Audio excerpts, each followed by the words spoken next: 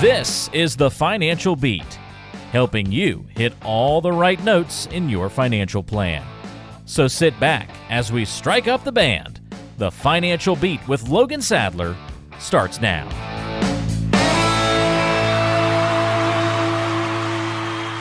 Welcome to the Financial Beat with Logan Sadler. I'm Ron Stutz, along with Logan, and we want to wish you, first of all, a happy new year. Hope you've gotten off to a good start for 2024. And Logan, I assume that you celebrated big time. Yeah, I did. I had a great Christmas, great New Year, and all that fun stuff as we talked about.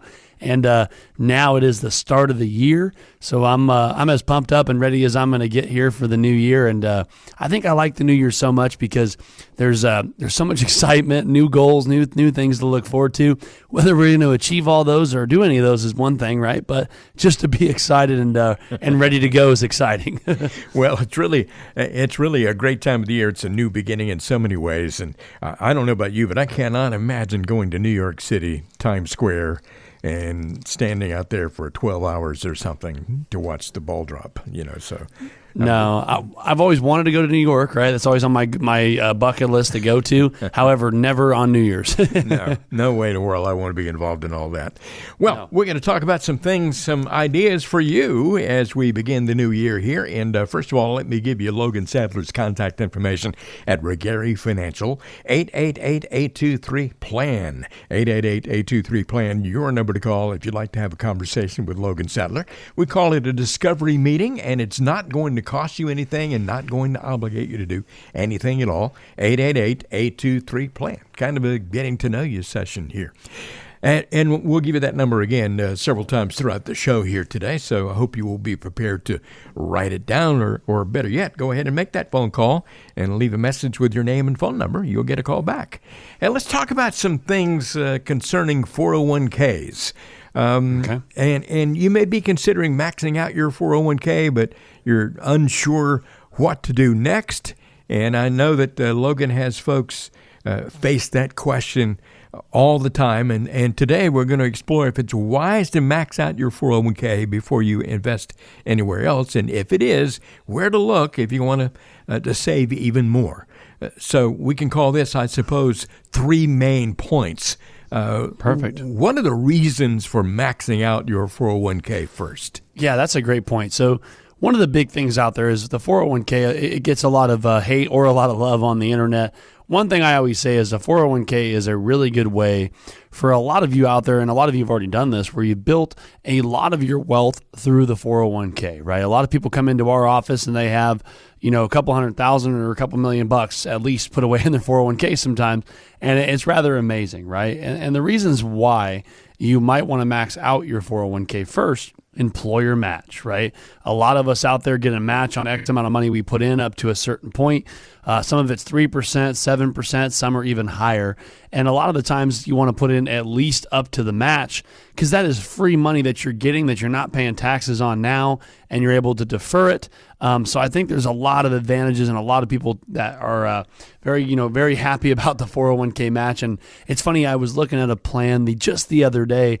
One of the clients she had 36% of her total account value was added by employer match, right? So when you look at it, wow. She had a rather large account value as well.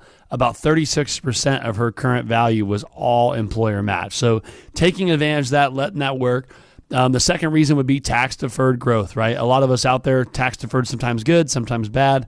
However, it still isn't a very beneficial way to put away money, defer taxes during your higher income years, and let that money grow, as well as, probably my favorite, automated from your paycheck, right? Mm-hmm. A lot of us out there say, at the end of the year, I'm going to put money in. Next quarter, I'll start putting money in. And then 20 years later, we never started it, right? Yeah. It's really great to use those automated savings directly from your paycheck and make it easy. So those are three of the main points why I would say to do that. Okay, those are three reasons that you should max out your 401k first. But how about the other side of that coin? Give us some reasons not to max out the 401k. Yeah, some of the reasons not to max out the 401k, and where some people aren't a big fan of them in some cases, first would be limited investment options, right? Most of your 401k plans out there through one of the bigger firms like a Fidelity or a Vanguard or any of the bigger ones or any of them at all, period.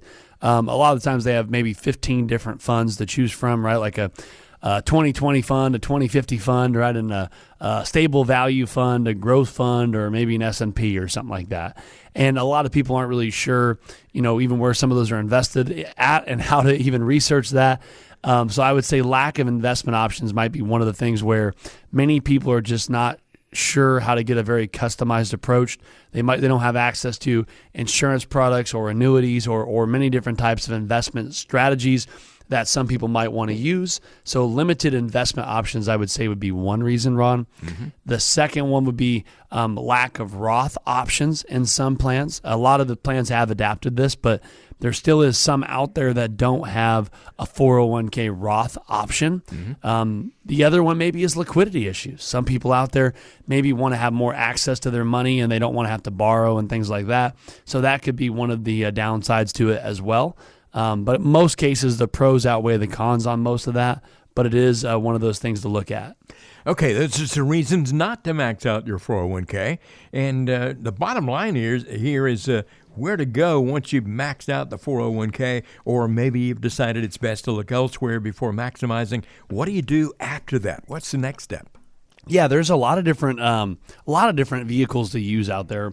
One of the most common that I typically recommend is like a individual or joint brokerage account, and that's where you could open up an account with any of the brokerage firms out there, or if you have an advisor or work with someone like us, they could do it for you. But you can invest in a whole array of different investments out there. The nice part about it is that account is not necessarily just a retirement account. It's a liquid account that, depending on what investments you're in, you can get money in and out of that pretty quickly. And the nice part about it is you could pick your risk tolerance. It could be in cash or money markets or CDs, or it could be in the S&P or different stocks or mutual funds or whatever that might be.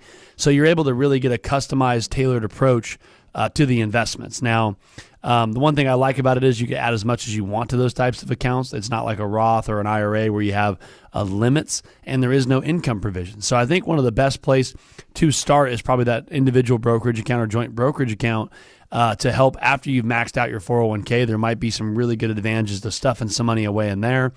Also, maybe some other insurance products and things like that could be a tool. But there's a lot of different investment vehicles you could use after you've maxed out your 401k. It's just about sitting down and identifying what the goal is for that money and working with an advisor to help put all that stuff together. Logan, let me ask you this basic question here. Is this something that you go over with your clients about when you're talking about 401ks, whether to maximize it, whether not to maximize it, or what the next steps might be? Is this something that's common in your conversations? Yeah, absolutely. Because a lot of our clients sometimes are still working, right? They might be 50 or 55 years old, some of the younger clients, and there's still some complexities of some tax advantages. Where should we be placing money? Should we be doing tax-free, tax-deferred? If we're maxing out, where do we go with our extra money from there? And really help strategizing. A lot of that is what we do. And so that's one thing that a lot of people are very impressed with how in-depth we get in our overall planning process, and not just looking at here's where your current investment should go, but also future dollars as well as where our tax mindsets should be going. So yeah, absolutely, Ron. We do cover all of that. And again, one of the best things that we offer here at our firm is that discovery meeting for a lot of you out there that are trying to see, okay, maybe I have an advisor, but they're not doing a lot of these different planning topics that we talk about, or maybe I don't have an advisor, but I've always wanted one and want to know what that looks like. I always recommend just starting with that discovery meeting where you can come into one of our offices or jump on a Zoom call, and we really could take a look at what your situation looks like and also show you some of the value that our firm can bring to the table to get you to and through retirement. You want to access all that information and all that service? All you have to do is call 888-823-PLAN, 888-823-7526. Leave your name and phone number. You'll get a call back from the good folks at Regary Financial, and such an outstanding team. They're already willing and able to help you. 888-823-PLAN. You can arrange to have a conversation with Logan Sadler, a discovery meeting. You can get to know him. He can get to know you. It's only the first step, but it's not going to cost you anything at all and not going to obligate you to do anything at all beyond that. So why not explore the possibilities of making your life better and helping you get to and through retirement? 888-823-PLAN. You're listening to The Financial Beat. I'm Ron Stutz along with Logan Sadler. We'll be right back with more in just a moment. At the end of the day, no one truly understands your financial wants and desires better than you. That's why it's important to have financial independence. This means you can work when you want, you know exactly where your income is coming from, and most importantly, your finances are stable. If this sounds like something you want, well, text the word ADVICE to the number 21000, and Logan Sadler and his team at Regary Financial can provide you with their free guide on achieving financial independence. The free guide will show you how to create an action plan for getting to where you want to be. It'll explain how to calculate a financial independence goal, and it'll define what an ICE egg is and why it's so important. Download it now by texting the word ADVICE to the number 21000. Again, text the word ADVICE to the number 21000 to gain your financial independence today.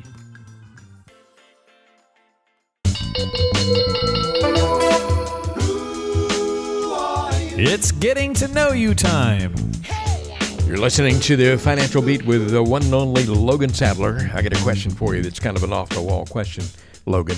And, inquiring minds want to know, what is one item of clothing that you couldn't live without? You got something that's favorite that you always, go to all the time? That's tough. I'm trying to think. So if I only had one piece of clothing, is that what it's asking? I guess so. Yeah. I mean, it's kind of probably sounds crazy, but if I could pick one thing of clothes, I like walking barefoot and all that stuff. But if I had to be on my own, I think having a nice pair of shoes would be important, right?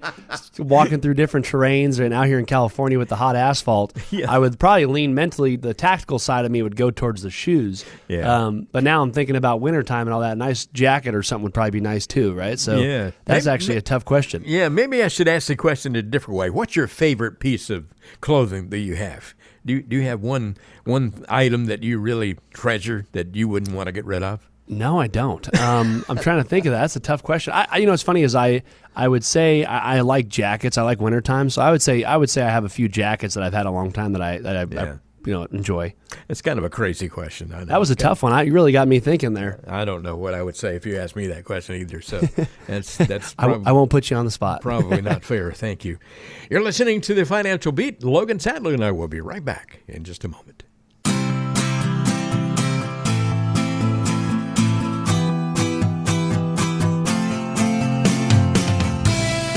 Did you know music is good for the heart? A study at a university in Italy showed that music helps promote a better cardiovascular system.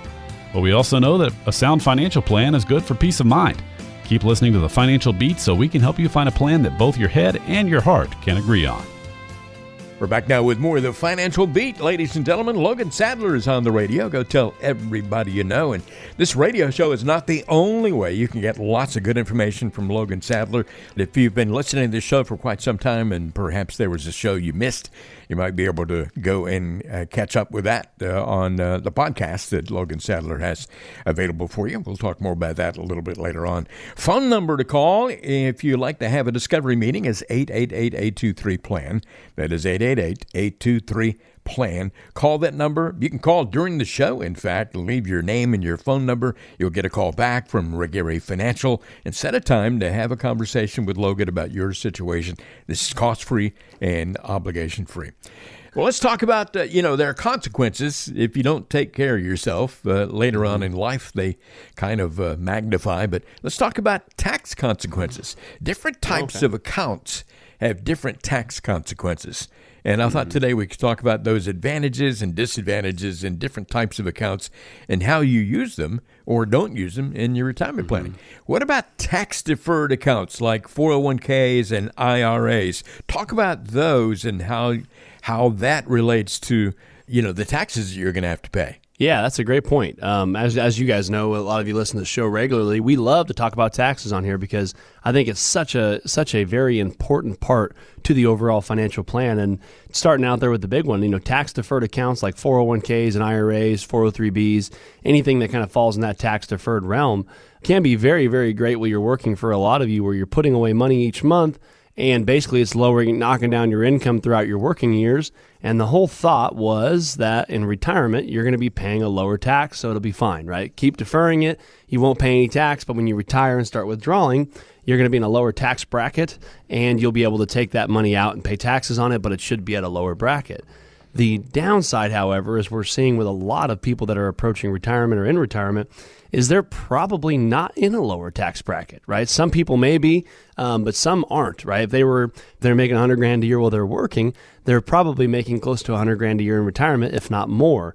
And then you factor in tax deferred accounts like 401ks and IRAs. They also have those RMDs on them, right? So a lot of people thought they were going to leave their 401ks and things like that to their kids. However, the RMD, which is a required minimum distribution, which comes in down the road in retirement, you also have to begin withdrawing that and paying taxes on it. So how RMDs or deferred benefit like 401ks and things like that are calculated and how they're taxed, it's one of the more common questions I get with a client is, that's great, Logan, I have $500,000 or I have $1 million in my 401k. How is that taxed, right? It's taxed at ordinary income. So as you begin to draw that out, it's taxed at whatever your ordinary income rate is, and it's taxed as ordinary income. So it's basically just like having a paycheck. So it's very important to understand, should I be doing tax-free accounts or tax-deferred accounts? It really depends on the individual, but understanding that your 401k and IRA have not been taxed, meaning they will be taxed at a future date when you begin to withdraw that.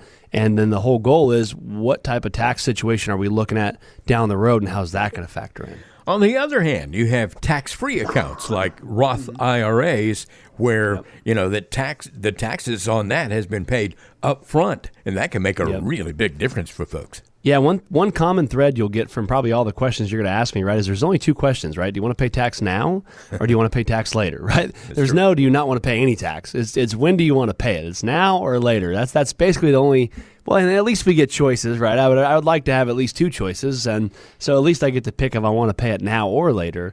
But so, for example, Ron, in your case, like you just said, those Roth IRAs, you would have paid tax as you put the money away. Now, the nice part about that is a lot of people go, well, why would I pay tax now?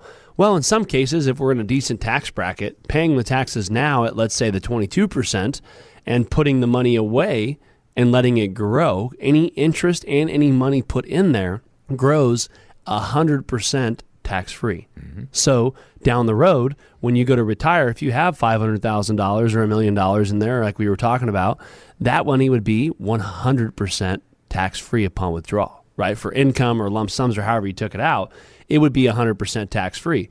Why a lot of people tend to lean towards this scenario in some cases, especially more recently, is because a lot of us see where the current country might be going, right, as far as the state of the economy, and understand that, well, listen, if I'm paying 22% tax rate now, and I probably will pay close to that in retirement if everything stayed the same, what would happen if tax rates went up? Would I be paying an even higher tax in retirement?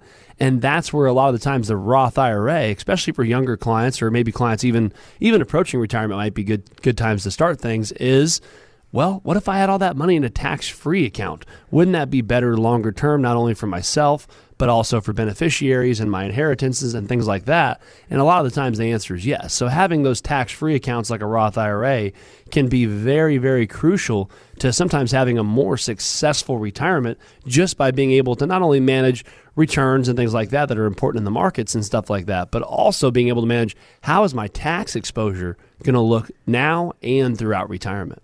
Yeah, and, as we talked about so many times on this show, It's good to pay those taxes now because rates are probably going to be higher in the future. That's the question, right? 22% or 12% or whatever your tax bracket is, Yeah. it might begin to look like a very good deal here when things change. It's amazing how so many of the concepts we talk about on this show get repeated over and over and over from week to week, but I think we all need to be reminded of those things for sure because they make agree. sense.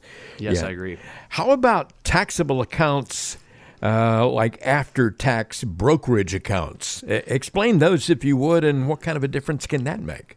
Yeah, these are some of my favorite accounts that I say are kind of like a hybrid between a Roth IRA and between an IRA, where meaning you're paying some taxes now and some taxes later, and you have a little bit more tax control. So, for example, let's say you have say you put $100,000 in a brokerage account, right? That $100,000, that money you put in, is never taxed. Only the interest that you earn off of it or the losses on it are taxed at gains or losses, right? So the nice part about brokerage accounts versus an IRA or things like that is these are taxed at what's called capital gains rates. Now, there's basically two types of taxes, right? There's ordinary income, which we talked about earlier, and then there's capital gains rates. So understanding that basically if you own a stock in this account and you put $100,000 in it and it made $10,000 of profit and you held that stock for 1 year, you would pay long-term capital gains rates on that $10,000 of profit, right? So in that example, your $100,000 wasn't taxed because you already had to pay tax on it, so you put it in there. Now your $10,000 in interest is taxed in that case at long-term capital gains if you hold it for more than a year. Now, for a lot of people, they might say, well, what's the difference in capital gains treatment?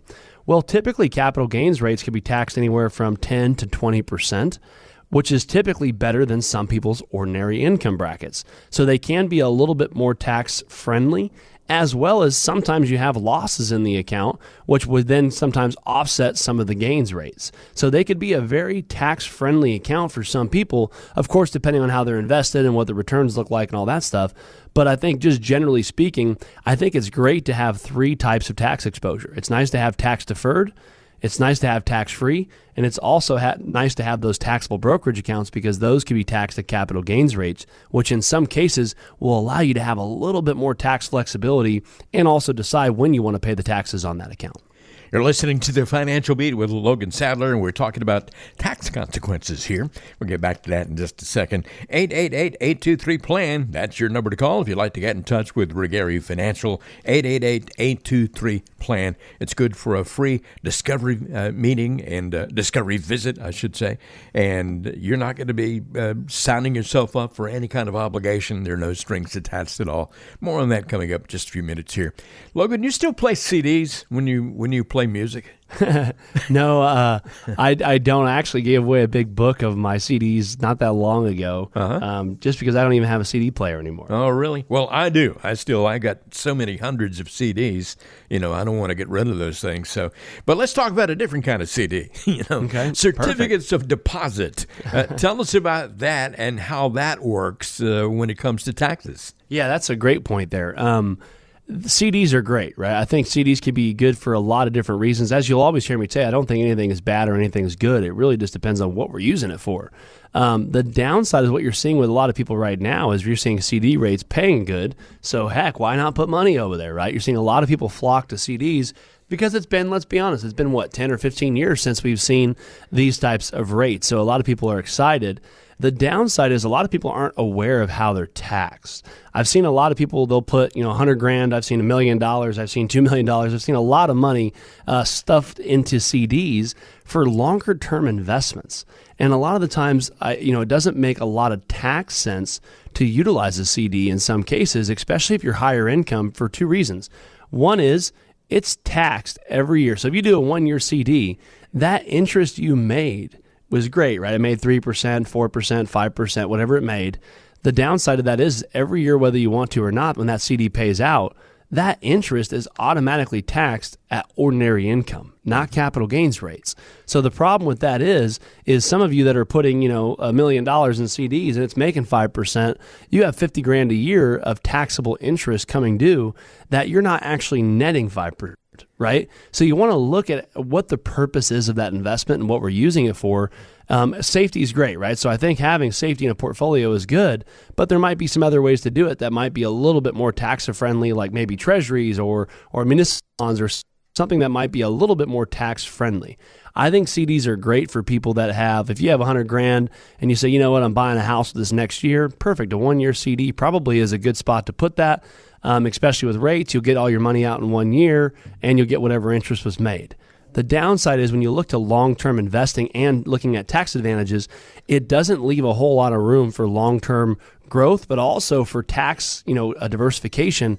Just every year you're paying taxes on the money that comes due. So it doesn't really allow you to net closer to that 5% range, right? It now allows you to net a lot less, especially for those of you that are higher income. So understanding how CDs are taxed is super important to the overall plan. Yeah. One more thing I wanted to mention here when it comes to tax consequences. How about life insurance? That has been the subject of many a conversation on this radio show. Yeah, so there's two types of life insurances, right? There's one that pays a death benefit. So if you pass away, life insurance is generally tax-free. So when you look around, majority of the time it is a tax-free benefit. So if you get a $200,000 death benefit, it would traditionally be tax-free, which everyone loves when we say those words. As well as we talk a lot about the cash value life insurances, which are IULs, which stands for Index Universal Life. For some clients, as an alternative to their Roth or maybe their brokerage account, having some money in an IUL could be a good spot for some people. And the nice part about it is on some of those, you could borrow out some of the money at a tax-free rate. Right, so it's another way to create some tax-free income. Again, I don't think you should have all your money in those, but I think as part of a asset class in the portfolio, it could be very efficient. And it's another way for some of us, especially if we're higher net worth or higher income earners, it's a great way to get some money in tax-free situations, as well as leveraging a death benefit to utilize either one of those at a tax-free rate. So I think, those 5 things, Ron, is very important to look at how things are taxed.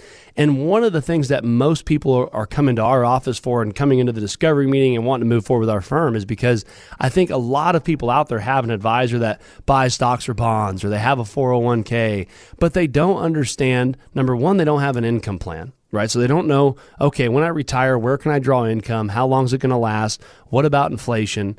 But also, we haven't looked at what's going to happen with tax rates, right? What's going to happen with your income right now based off taxes? If tax rates went up, what's going to happen with your income? And how are we insulating ourselves from the potential of rising tax rates? Or even if tax rates stayed the same, are we not doing anything about it to make sure that we're putting ourselves in a better situation to protect ourselves from taxes as much as possible throughout your retirement? And that's exactly what our firm does, is we look at the full picture. We look at the income plan. We look at your assets, how they're allocated, your risk, your tax situation, and estate planning, and making sure that your full picture is put together, not to get you to retirement, but also to get you through retirement. Well, I'll tell you, we talk about all these things all the time on this show, and there's so much strategy involved. And if you're not employing some type of strategy in your efforts to get to and through retirement, you need to call Logan Sadler. 888-823-PLAN. 888-823-PLAN. Plan being the key word here. 888-823-PLAN is your number to call. Leave your message with your name and phone number. You'll get a call back from Regary, and then you can set a convenient time to have a conversation with Logan. And he's exactly the person you're going to talk to. He's not going to pass you off on anybody else. Same guy you hear on this radio show every single week. 888-823-PLAN is your number to call. Get to know Logan. He can get to know you. You can get some answers to your questions, and then decide if you'd like to move on from there. 888-823-PLAN. Logan Sadler is the Vice President and Chief Investment Officer at Regary Financial, serving you in Southern California. We appreciate your listening to the show today, and we'll be right back after this.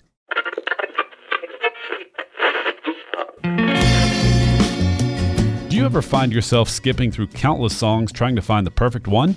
Yeah, we've been there too, and know it can be frustrating. Much like skipping through the countless advertisements from other financial advisors, it can seem like there's so much misinformation. But here on the Financial Beat, you can rest assured we're providing you with the best information possible. So don't push skip on this show, because we have some important information coming up.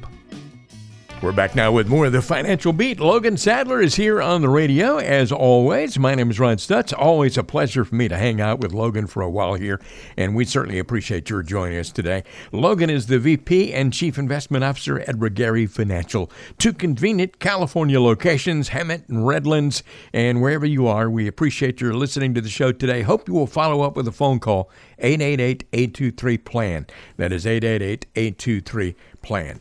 You know, one cool thing is that not only do you have this radio show to listen to, but Logan has a wealth of knowledge and to share with you about various concepts when it comes to your finances, all having to do with getting to and through retirement. He has a whole bunch of YouTube videos to share.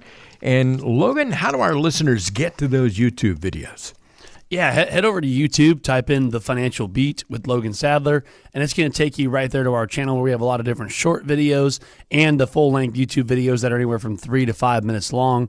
And the nice part about it is this year, in 2024, we have a lot of fun and exciting topics to talk about, as well as there's a bunch of them already up there for you to check out. There's over 100 uploads up there for you to look at, whether that's talking about Social Security maximization, taxes, investment planning, all of the fun stuff that we talk about right here on the show, but able to slow it down a little bit and talk more specifically about some topics. So head over there, check it out, and also leave us a comment on maybe some other videos you might want us to do in the future, and we'll make sure to get to those in 2024. Over 100. My goodness. Yeah, there's a lot of them on there now between podcasts and videos and all that fun stuff, and it's been rather fun over the last few years watching all that unfold.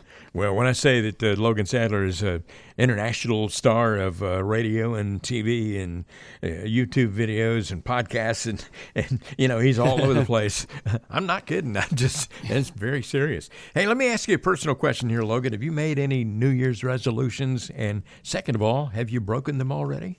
Yeah, you know, what's funny is I'm on track so far, but I used to go to the gym very, very regularly. Yeah. And then about the last 3.5 months of the year, I just really slacked off. I just had, we were moving. We had a lot of different things going on. Obviously, the holidays, the younger baby, and all that stuff. So, yeah, it's been a rather chaotic end of the year. Was what it was, but no excuse, right? So I'm trying to get back in the gym, eat a little healthier, and do some of that fun stuff that I'm hoping I don't break by February. Well, having two young kids in the house makes it really hard to keep promises to yourself like that, you know. So it's true. You got a lot of stuff going on in your life, that's for sure. Yes. Hey, one New Year's resolution you might make, if you're out there and you haven't made any New Year's resolutions, one thing you might want to think about is being on the same page with your spouse or your partner. And maybe, you know, in a lot of cases, a lot of spouses hate talking about money. And, you know, there are lots of reasons to get them more involved so that everybody's thinking in the same direction. Mm-hmm. You have a lot of problems with folks who come in to see you who are in that situation? Yeah, I do. I mean, I think the 3 points about, you know, people struggle sometimes if you're not comfortable with financials or it's not your thing or you don't like it. It's very hard to all of a sudden get involved with it, right? So I do see a lot of clients kind of go through that phase with either spouse or whoever it is that they're trying to engage with. Well, why is it so important to get the spouse engaged in the process? Even if one person is doing most of it, why is it so important to get both people on the same page? Yeah, I think one of the big things that our firm does is help understand and ask those questions of why, right? Why are you not involved? And it's not to put anybody on the spot or do anything like that. It's just to help further understand what are your past experiences with money? What is your lack of financial literacy? What do you not feel comfortable in, right? Is it the investments or the tax piece? Or maybe it's all of it, right? And helping further identify where are some areas that the advisor could help identify how to help maybe educate further or help them feel a little bit more comfortable to understanding some of the factors going on in their retirement. And I think most people that we've been able to talk with about that's what they really enjoy about having an advisor is it's not to buy a stock or to sell them this product, but having somebody that they can lean on to not only educate them, but also help educate the spouse. And like you said, Ron, there's a lot of couples out there where anybody in a marriage understands that it's basically a joint venture, right? And we kind of conquer and divide, right? You handle the bills, I'll handle the money, and then I'll work, you stay home, we'll both work, you take care of the kid, whatever it is, right? We have defined roles, whether it's taking out the trash or doing the dishes, right? And I think it's important to understand that that's fine, but also understand that some of these things you might want to have a little bit of your ear in that and understanding what's going on. Okay, so you have lots of cases where you talk to somebody, particularly for the first time, and then let's say that they become a client. At the beginning, one spouse is almost totally uninvolved and doesn't understand all these things, not really interested in getting to know all these things. But what is the best ways that you've seen couples solve this problem, when they're sitting in your office? How can you, as an advisor, facilitate conversation between the two and bring everybody together?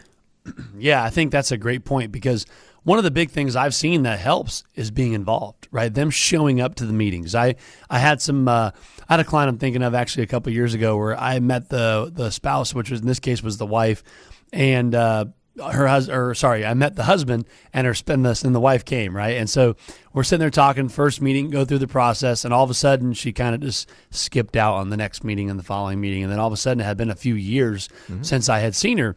And then she had came back in, and I remember saying, hey, how you been? What's going on? And she's like, hey, sorry, the financial thing's just not my thing, and I totally trust my husband, and you guys have a great relationship. You guys could just take care of it, and I'll come whenever I can come, right, type of thing. And I go, no, I absolutely understand. It's not everybody's cup of tea. I said, however, I do think it's really important that you're here because we're making decisions about your life and your retirement. And not only are you don't have to be the one to calculate the numbers or be the one to talk about what investments have the most beta or alpha or all those nerdy terms, right? However, I think it's important that you're here because that way each meeting you come to, you're going to get a little bit more out of it, and you're going to also be able to be a little bit more comfortable talking about it. And the main reason is me and you will get a little bit more comfortable getting to know each other, right? That way, if something ever did happen to your husband, me and you still have a relationship and you've been involved in the process, and it's not like we're starting from ground zero. And I think that's one thing that a lot of clients, I've seen their mindset really shift after having that conversation. And again, it doesn't have to be every single meeting or anything like that, but just being involved in the process, I think, is very important. If you're one of those spouses out there that it's not your cup of tea, I definitely think it's important to at least be involved and understand some of the complexities and things like that and have your voice heard in the overall planning, elements and obstacles that present themselves. Also, it's important to point out that it will be a pleasant conversation. There is no, trying to make you feel bad about what you've done in the past or make you feel bad about not coming to the previous meeting, that kind of thing.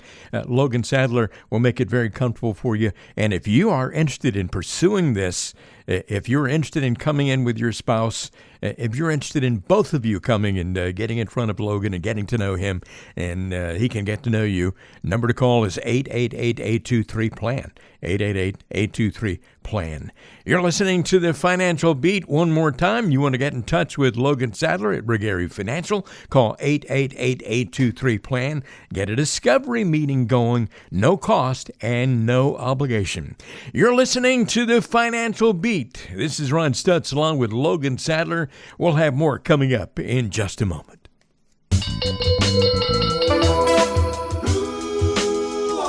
It's getting to know you time.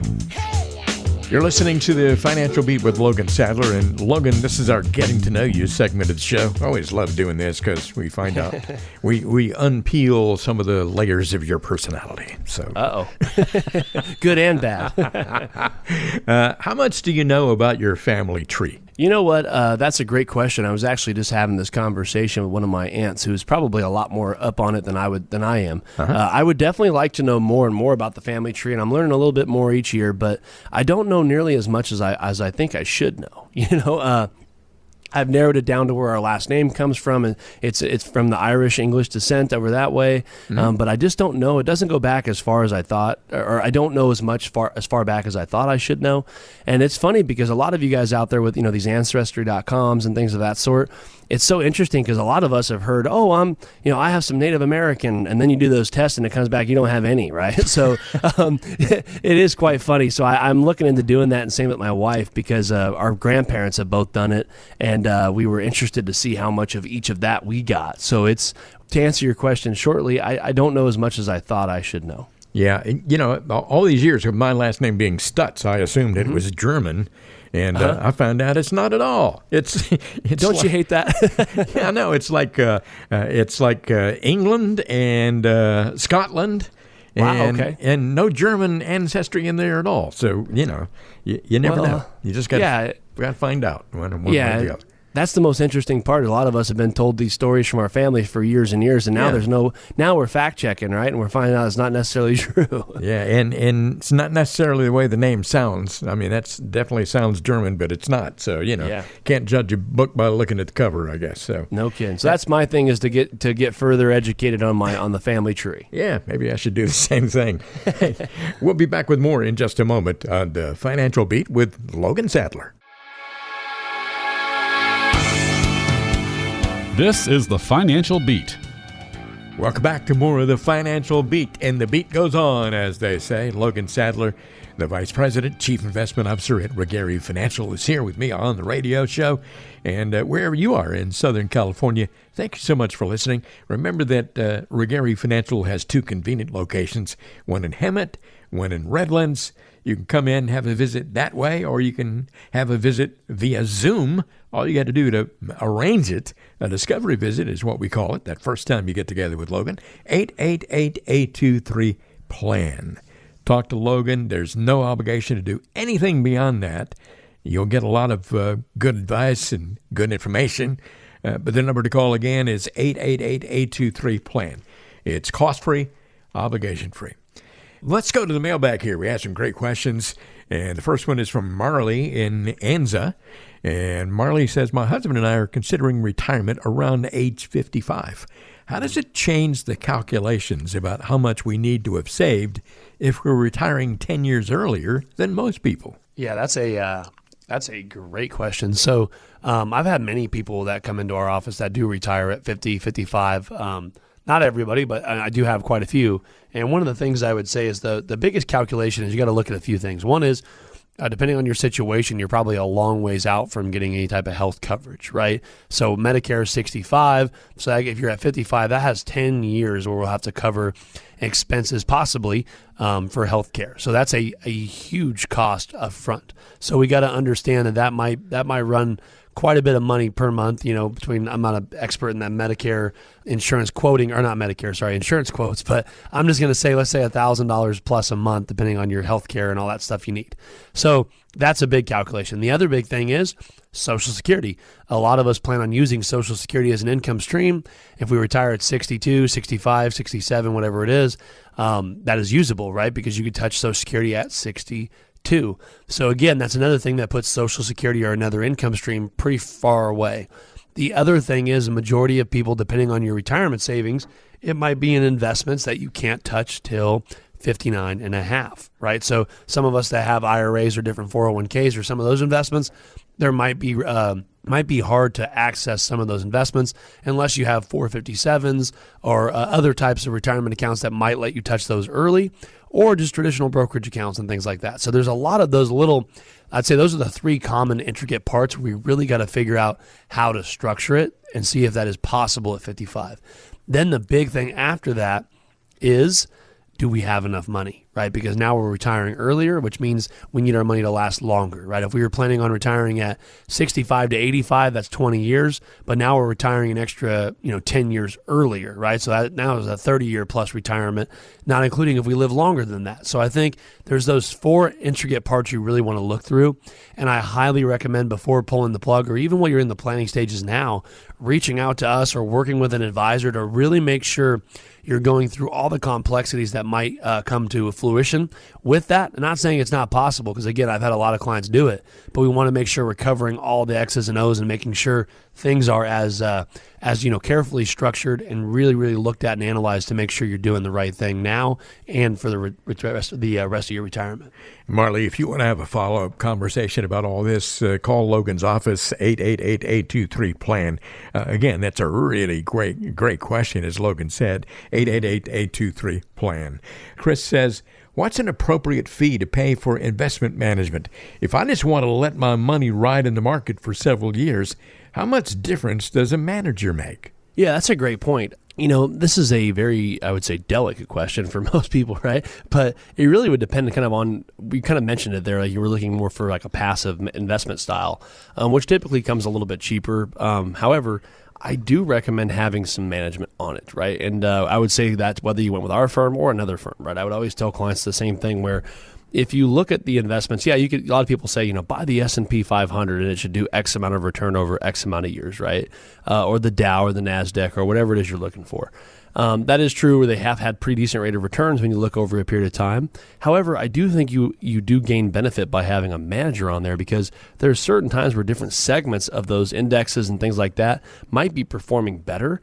And you typically get benefit by having a manager, right? And I always tell people, typically by paying something, you should be gaining a value in return, right? A lot of people don't mind paying a fee or paying for a service or whatever it is if you're getting some type of value in return. And typically, some clients might think it might be better returns or whatever, which in some cases that could happen. But it's also about having that advisor to help coach you and guide you throughout that experience is typically where a lot of the value should be added as well. Now, what you should pay for typical just money management, you'll typically see fees if you go to any of the big brokerage firms or individual advisors, you'll see them anywhere from 1% to about 2%, right? Which 2% would be on the very high side. But typically between 1% to 2%, as well as it depends on how much money you have, right? A lot of advisors will have a break point where they will lower a fee. And you could also go the robo-advisor route, which they'll pay, 0.5 to 0.75 typically.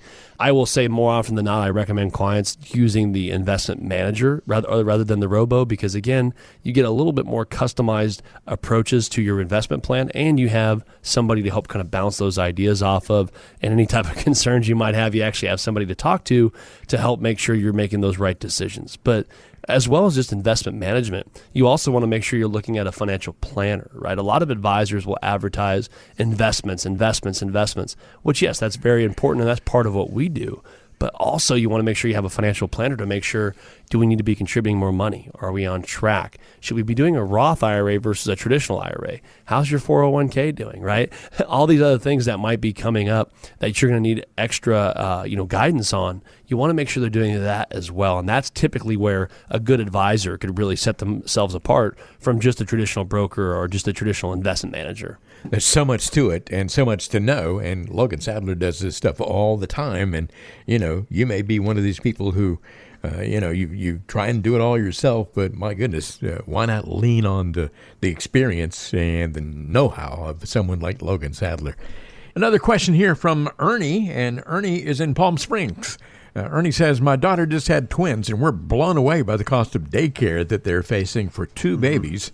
My wife is thinking about retiring a year earlier than planned to take care of the grandchildren instead of letting them pay more than $2,000 a month for childcare.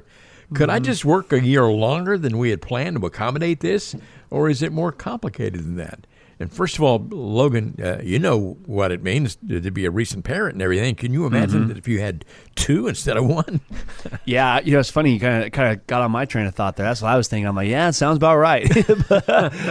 Yeah, it's just so expensive out there for any of the parents out there that have younger kids. Just because wages and everything has gone up. I mean, a lot of the cost of care is very expensive, Ernie. So I feel your pain on that one. One thing I would say is it's something to look at. I have actually had a couple clients that have done something similar to this. And again, what I would say is it always depends on your situation. We got to analyze how much money are we leaving on the table by, you working longer or your wife retiring early. What does the Social Security look like? Pensions? What is the 401k or 457? How much contributions are we putting in there? What does that look like? And how does that really impact things? And again, looking at that from a broad scope of how does it affect the overall plan? And I had a couple clients, actually had two this year, where it was like, hey, I get it. Based off your current scenario, it's really not even going to hurt you that bad. It really wouldn't make a difference if you're ready to go. You're in a good situation, you could do it. And I've had a couple clients where it's like, man, it could potentially affect pension payouts or Social Security. We're 1 year away from the max or whatever it is. So there's a lot of deeper questions inside that we'd have to kind of break apart. But those are some of the things that I'd be looking at as if I was your advisor or if I'm you thinking about this to kind of get that covered before pulling the trigger. I always say it's better to understand that beforehand, but it definitely might be something that might be in the realm of possibility if done correctly and everything's looked at. Got another question here from Catherine in Woodcrest, and it's kind of an interesting question because she doesn't give us a whole lot of details here. She says, I have a room full of various collectibles that I think are probably worth quite a bit of money. How should I factor this into my retirement plans? I have regular retirement savings too.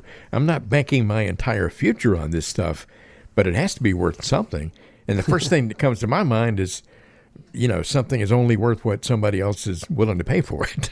Yeah. So you don't have any idea how much this stuff is worth. Exactly. I hate to say it, but sometimes, right, we might have a baseball card or a watch or a piece of jewelry or something that is worth $1 million to us, but worth $100 to somebody else, right? Mm-hmm. And so one of the things I always tell people is whatever type of collectible it is, you typically can get those, appraised and things like that, depending on what it is, to kind of get an idea of what type of value those are worth. But as you had mentioned, Ron, even though if it's worth X amount, you still have to find a buyer for it, someone that's willing to exchange money for goods, right? So I would say, first off, I'd probably say good for you by also having retirement accounts and things like that, which is awesome. But I'd also look and see if you can get those appraised and see kind of what type of value that would look like, as well as how easy are those to sell and exchange for money when the time comes. Yeah, exactly. Catherine, the number to call if you'd like to have a longer conversation with Logan about all this, 888-823-PLAN. That's 888-823-PLAN. Another question here from Frank in French Valley. And Frank says, my son is very smart, but most people would probably consider him a bit eccentric. He just turned 40 and hasn't had a real career in many years, but he gets by on gigs like driving for Uber and things like that. I don't foresee him ever saving anything for retirement himself. So what's the best way for me to make sure that he's financially taken care of after I'm gone? Yeah, Frank, that's man. We've had really good questions here, and we always have good questions, but these ones are a little bit different than normal. So, I would say you're not alone there, right? There's a lot of people out there with their kids. Maybe are doing more passion-driven things or doing different things than other generations might have previously done. And like you said, I mean, if you think your son's in a situation where he's not saving much money or not really focused on the financial gain of things like that, if you feel it's your responsibility, you could, start putting away money for him or setting up things correctly. And one of the biggest things I'd probably recommend, and if you came into the office, I'd recommend you to go sit with one of our estate planning attorneys to look at the trust setup, right? Because the estate plan is going to be huge. If you have a son, depending on how much you have, I mean, if you have $500,000 or $10 million or whatever the amount is, I mean, it's one of those things where you would not probably want to hand all that money to them in one sitting, right? So you want to make sure if something did happen to you, that you have things set up through your trust and your will and things like that to make sure things are orchestrated correctly, and making sure that somebody that never has handled money is now in a position where they're not having to handle money. But like I said, it's one of those situations where if you feel it is your obligation, there is some things we could do. However, you're not, you probably provided him a good life, so you're not required to have to save for his retirement. But if it is something you felt like you need to do, there's definitely clients we've worked with by helping set up some structures to make that come to life there. Hey, Frank, again, that number, 888-823-PLAN. Call that number today, Gary Financial, and arrange to have a discovery visit with Logan Sadler. One more question today. Great question so far. Herman is in Moreno Valley, and Herman says, I'll be retiring just a few months after my 65th birthday, but my full retirement age isn't until 66 and 8 months. Should I wait until then to start my Social Security? Yeah, that's another good question. So I've done a lot of videos on this, and if you could, I'd recommend go over to the YouTube channel and check out some of our videos on Social Security, because I've done some different numbers to show you, the advantages to waiting or not waiting, and really kind of calculating some of that math. Some of it I probably can't do here on the show just because I don't have a visualized illustration to do it. I might confuse you and myself talking through it, but I think there's a lot of advantages to waiting to Social Security. But a couple of the few considerations would be, what is the rest of your retirement plan look like? Do you have other savings, other investments to supplement it? If not, it might be worth waiting a little bit longer. And even if so, depending on income and other sources of income, you might want to understand the taxes as far as going before full retirement age. So definitely give me a call. I'd love to run through your situation and really kind of make sure now is the right time or waiting is the right time, and really go through it on an individual basis, because it's amazing how many times I've had these conversations and it's always a little bit of a different answer. Herman, I would just say make sure you have this right, because it can cost you a lot of money if you don't. And follow up with a conversation with Logan Sadler about this, and he can go through all the ramifications of that whole situation. Logan, we have reached the end of another show. My goodness, another one in the can almost. Man. And I know a lot of people have appreciated some of the things you've said, but are there any final thoughts you'd like to pass along to folks today? Yeah, a lot of you guys out there, I mean, there's a lot going on in the world today, right? A lot of changes coming. And a lot of you out there are really maybe concerned with the overall state of your retirement plan or your investments or whatever it might be. And I definitely think I've met with a lot of you recently that have came in and expressed some of those concerns. And we've been able to help a lot of you get back on track financially. And a lot of you guys aren't struggling by getting on track, but really it's more just rounding out some of the concerns and some of the goals and setting goals for your upcoming or current retirement plan. And again, that is our specialty. We help a lot of people that are approaching retirement or near retirement or maybe just started that are really looking to get a full comprehensive plan together to have those 5 pillars of their retirement plan covered, and making sure that they have a team and a group to help work through that, not only for the next year or two, but throughout their retirement. So I definitely recommend giving us a call. And you're doing the right thing so far by listening to the show. Hopefully we give you some good information and some information nuggets there to take with you, but definitely would love to have some of you guys come in and go through our process. Maybe it's via Zoom or via phone, and we could touch base and provide some more value and some additional value to your situation. Here's a very important phone number for you, 888-823-PLAN, 888-823-PLAN. That number is for Brigari Financial, serving you wherever you are in Southern California. A couple of convenient offices, one in Redlands, one in Hammett, and of course, when you do have that conversation, that discovery visit, it will be with Logan Sadler, the same person you hear on this show every single week, the same person you see in the YouTube videos and the podcast. You hear him there, 888-823-7526. But the easy way to remember it is by using a word that we all need to have in our future, and that is a plan. 888-823-PLAN. Logan, I have enjoyed being with you today, as always, and I know you've reached a lot of folks out there, and it's a busy time, so I hope a lot of folks will reach out. Yeah, thank you, Ron. I always enjoy the show as well, and thank you to each and every one of you listeners who stop by here each week, or maybe it's your first show stopping by, and we appreciate you hanging out with us for an hour, and we'll be back again next week.